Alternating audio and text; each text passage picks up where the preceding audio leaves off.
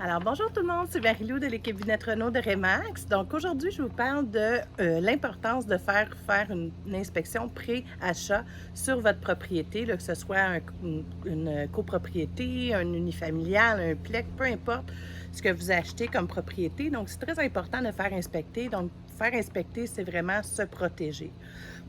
Pardon. Pourquoi je vous dis ça? C'est simplement parce que faire une inspection pré-achat, c'est pas fait pour la renégociation. Des fois, les gens vont penser, ah, tu sais, je vais faire une inspection, puis là, les petites choses qu'on va trouver, bien, je vais pouvoir renégocier. Non, c'est pas fait pour ça, une inspection pré-achat.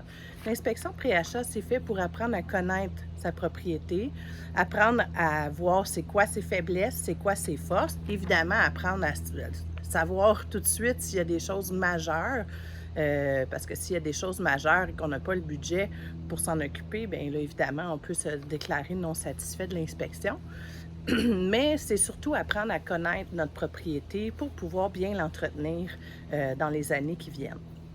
Donc, pourquoi c'est si important? En fait, c'est si jamais, par exemple, vous vous retrouvez avec un vice caché. OK? Donc, je ne sais pas moi, vous, vous ouvrez les murs pour faire faire une aire ouverte, par exemple, et vous vous rendez compte là, que toute la structure est pourrie. OK, bon, bien, dans ce temps-là, on appelle ça un vice caché, mais enfin, il y a plusieurs choses à savoir pour les vices cachés, mais disons que c'est un vice caché. Vous vous retrouvez en cours parce que là, vous poursuivez le vendeur pour dire, bien là, il y a un vice caché, il y a de la moisissure, c'est pourri, donc la structure est affectée, tout ça, pour tel montant. Et là, le juge, ce qu'il va regarder, c'est est-ce que vous avez été vigilant lors de votre achat? Est-ce que vous avez fait inspecter? Non. Le juge pourrait dire, bien écoutez, vous n'avez pas fait les choses en conséquence d'être un bon acheteur, donc un bon consommateur, et pourrait rendre un jugement contre vous, dans le fond. Pourrait dire, ben non, on n'accepte pas cette demande-là parce que si, par exemple, vous aviez fait inspecter, un inspecteur aurait peut-être vu des petites choses qui auraient pu faire nous montrer qu'il y avait ce vice-là, par exemple. Donc ça, c'est une des raisons pourquoi c'est si important d'avoir un rapport d'inspection entre les mains. C'est que plus tard, on pourrait dire que vous n'avez pas été un bon consommateur et ça pourrait vous nuire dans une procédure plus tard. Aussi, qu'est-ce qui est important? C'est aussi d'apprendre à connaître notre propriété. Donc, pourquoi je dis ça? C'est que chaque propriété a de l'entretien à faire. Donc, si par exemple, vous allez faire le tour avec l'inspecteur, et là, l'inspecteur va vous expliquer qu'il y a du scellant autour des ouvertures, autour des fenêtres, que le scellant, il va vous expliquer, par exemple, qu'il faut le faire à chaque 4 ou 5 ans. Tu sais, il va vraiment vous expliquer verbalement et dans son rapport comment entretenir votre maison.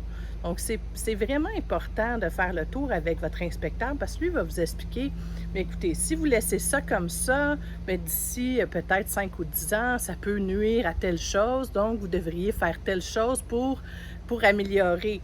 Donc, en faisant pas inspecter, vous savez pas, vous n'aurez pas connaissance de tous ces petits trucs-là, donc vous les ferez pas. Donc, ce qui va donner que votre propriété va dépérir plus vite qu'une propriété qui a été inspectée et que l'acheteur a bien écouté les conseils de son inspecteur. Quelqu'un va me dire, ah, ben Marie-Lou, il y a déjà eu un rapport d'inspection sur la bâtisse il y a 2 ans où le vendeur a fait une inspection pré-vente. Ben, je vais utiliser ce rapport d'inspection-là.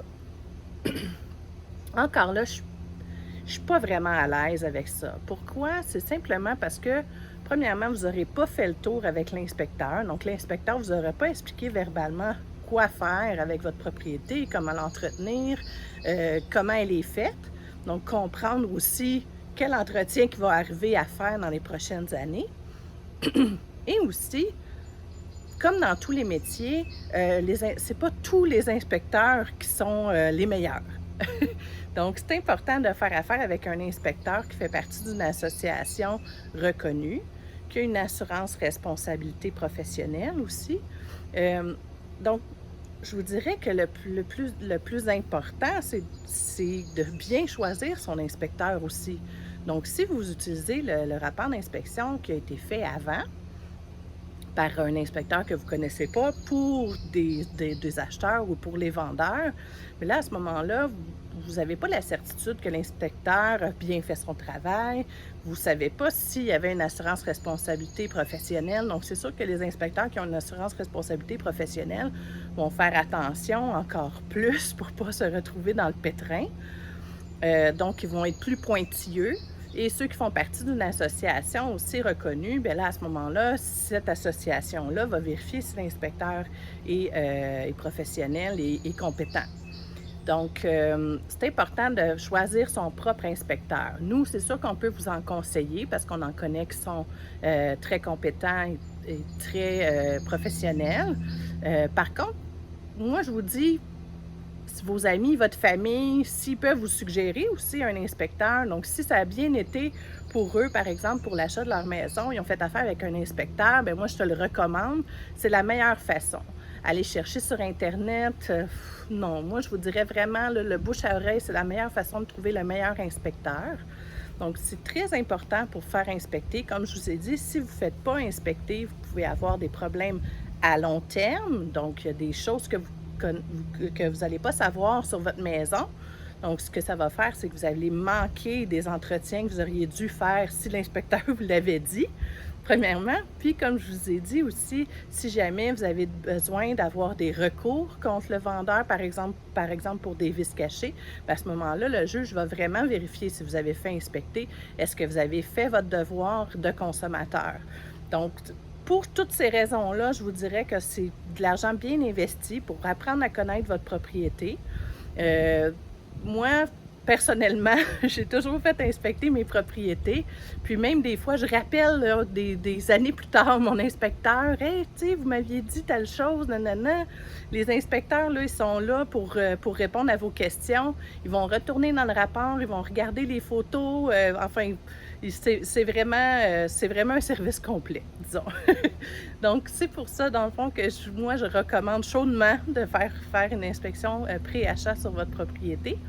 Si vous ne le faites pas, il y a beaucoup de risques. Donc, c'est à vous de calculer les risques, mais moi, je vous dirais que ça ne vaut pas la peine.